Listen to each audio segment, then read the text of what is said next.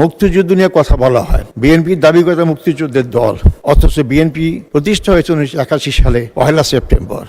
1979 সালে 1978 সালের 1 সেপ্টেম্বর, আর মুক্তিযুদ্ধ হয়েছে 71 সালে। যে মুক্তিযুদ্ধ দল কিভাবে বিএনপি হতে পারে? তাহলে এটা কিভাবে মূল্যায়ন করব? প্রেসিডেন্ট জিয়া অমর হয়ে থাকবেন তিনটি কারণে। তিনি বাংলাদেশে বহুদলীয় গণতন্ত্র প্রতিষ্ঠা করেছিলেন। শহীদ জিয়া অমর হয়ে থাকবেন, তিনি ঐক্যের রাজনীতি করেছিলেন। তার ঐক্যের রাজনীতিতে আপনারা জানেন, শাহজিউর রহমান প্রধানমন্ত্রী ছিলেন, আব্দুল আলিমের মতো লোক মন্ত্রিসভায় ছিলেন। আজকে অনেক মুক্তিযুদ্ধের পক্ষে বিপক্ষে কথা বলা হয়ে যায়। শহীদ প্রেসিডেন্ট জিয়া আধিপত্যবাদ বিরোধী আন্দোলন ছিলেন। তার 7ই নভেম্বর বিপ্লবের মাধ্যমে বাংলাদেশ আধিপত্যবাদ মুক্ত হয়। এই তিনটি কারণে তিনি আজকে স্মরণীয় হয়ে থাকবেন। মরহুমা বেগম জিয়া, খালেদা জিয়া, তিনিও অমর হয়ে থাকবেন। তিনি বাংলাদেশে সংসদীয় গণতন্ত্র প্রতিষ্ঠা করেছিলেন। তিনি জনগণের কাছে খেতাব পেয়েছিলেন আপসীর নেত্রী। তিনি এটা আমরা সবাই জানি। এবং তিনিও ঐক্যের রাজনীতি করেছেন। যে ঐক্যের মধ্যে তার কাছে কোনো ডান বাম কোনোটাই ভাগ ছিল না, যেটা ছিল না প্রেসিডেন্ট জিয়াউর রহমানের সময়।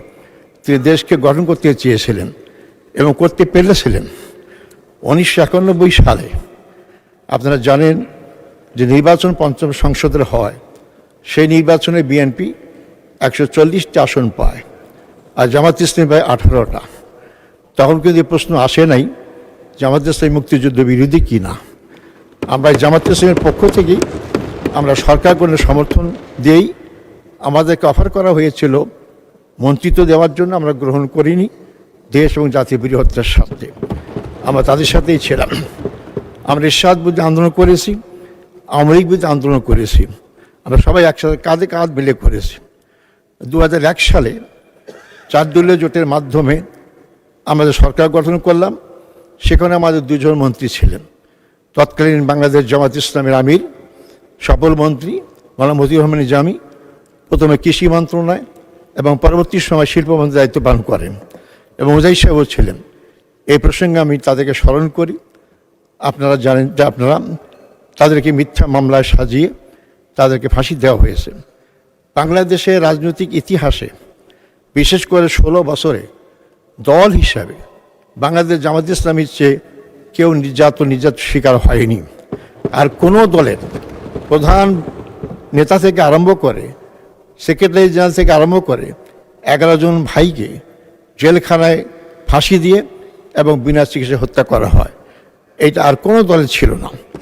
বাংলাদেশ জামাত ইসলামী প্রমাণ করেছে তারা বাংলাদেশের জনগণকে ভালোবাসে। তারা জীবনকে ভয় করে জীবন রক্ষা করার জন্য, সুন্দর জীবনযাপন করার জন্য কোনো সময় দেশ থেকে পালিয়ে যায়নি। তারা মনে করে যে আওয়ামী লীগ ক্ষমতা আসার পরে তাদের অনেক বিপদ নেমে আসবে, কিন্তু দেশ থেকে পালানো নেই।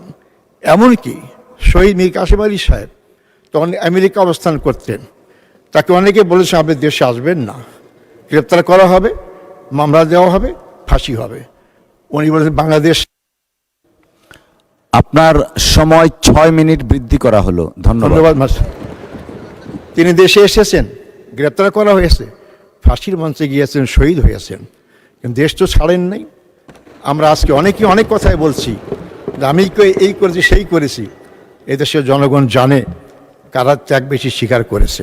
আমি কারো ত্যাগকে অস্বীকার করি না, ছোট করে দেখতে চাই না, কিন্তু এমন কথা বলবেন না যেটা জনগণ বিশ্বাস করে না এবং আমাদের মনে আঘাত সৃষ্টি করে।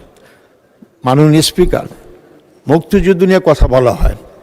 বিএনপির দাবি করে মুক্তিযুদ্ধের দল, অথচ বিএনপি প্রতিষ্ঠা হয়েছে 1981 সালে 1 সেপ্টেম্বর। 1979 সালে 1978 সালের 1 সেপ্টেম্বর, আর মুক্তিযুদ্ধ হয়েছে 71 সালে। যে মুক্তিযুদ্ধ দল কিভাবে বিএনপি হতে পারে? তাহলে এটা কিভাবে মূল্যায়ন করব? অতএব আমি বলি, শোনেন আগে, বিএনপিতে মুক্তিযোদ্ধা লোকরা আছে, মুক্তিযোদ্ধার বিএনপিতে আছে এটা বলতে পারেন। তদ্রুপ জামাত ইসলামী তো মুক্তিযোদ্ধা আছে।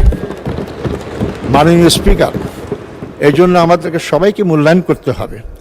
আপনি একদিকে বলবেন ঐক্যের কথা বলবেন, আবার ঐক্য বিনিষ্ট হতে হবে জাতীয় কথা সংসদে বলবেন, আবার পরবর্তী সময় আমাদেরকে নসিহত করবেন যে আপনারা এমন কথা বলেন কি ঐক্য নষ্ট হবে।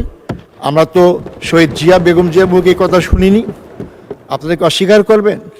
নিজামী সাহেবরা আমরা যখন গ্রেপ্তার ছিলাম আমাদের মুক্তির দাবি বেগম খালেদা জিয়া করেছিলেন, তাহলে কি আপনি বলবেন যে উনি মুক্তিযুদ্ধ বিরোধী শক্তিকে বা দলগুলো লোকগুলাকে মুক্তির আন্দোলন করেছিলেন? কারণ উনি ঐক্যের রাজনীতি চেয়েছেন। দেশকে গঠন করতে হলে বিভক্ত রাজনীতির মাধ্যমে কোনো দেশ কোনোভাবেই এগিয়ে যেতে পারে না, কিন্তু আপনাদের সুর সেটাই দেখতে পাচ্ছি। মাননীয় স্পিকার, প্রেসিডেন্ট ভাষণের পর ধন্যবাদ জানানোর জন্য আমাকে এই সুযোগ দেওয়া হয়েছে। আমি প্রেসিডেন্টকে ধন্যবাদ দেবো কীভাবে? এই প্রেসিডেন্টকে তিনি আওয়ামী লীগের দোসর, 16 আওয়ামী লীগে যা করেছে সবটা তিনি নীরব সাক্ষী। আওয়ামী লীগকে আমরা ফ্যাসিস্ট বলছি। আওয়ামী লীগ ফ্যাসিস্ট হওয়ার সুযোগ কীভাবে পেল? আমাদের দেশের আইন আর ভারতের সরাসরি সহযোগিতায়। আজকে সে আওয়ামী লীগ ভারতীয় পালিয়ে গিয়েছে, কিন্তু সেই আওয়ামী লীগের তৈরি করা ফ্যাসিস্টের প্রেসিডেন্ট এবং সেই আওয়ামী লীগ যে ভারতীয় আধিপত্যের দোসর ছিল, সেই প্রেসিডেন্টকে আমি কিভাবে সমর্থন করতে পারি? বরং আমি উল্টা বলবো, আজকে নির্বাচনের মাধ্যমে যে গণতান্ত্রিক সরকার হয়েছে, যারা ফ্যাসিস্টের বিরুদ্ধে আন্দোলন করেছেন, জেল খেটেছেন, অনেকে গুম হয়েছে ইলিয়াসের মতো লোক, তারা কিভাবে ভারতীয় আধিপত্যবাদের দোসর আওয়ামী লীগের শিকন্ডি প্রেসিডেন্টকে ধন্যবাদ জানাইতে পারে? তাহলে কি আমরা ধরে নেব যে আপনারা কোনো ব্যক্তি, কোনো দল অথবা কোনো শক্তিকে খুশি করতে চান? শুধু তাই নয়, আমি বলতে চাই অত্যন্ত বেদনার সাথে, বিএনপি একটি বড় রাজনৈতিক দল, তাদের মহিলা নেত্রীরা রাজপথে আন্দোলন করেছেন এবং তাদের অনেক ভূমিকা আছে, কিন্তু আশ্চর্য দেখলাম যে তাদের সংরক্ষিত নারী আসনে গোপালগঞ্জের কাশিয়ানী থানার বন ও পরিবেশ একজন সম্পাদক মহিলা আওয়ামী লীগের, তাকে আপনারা মনোনয়ন দিয়েছেন। কেন?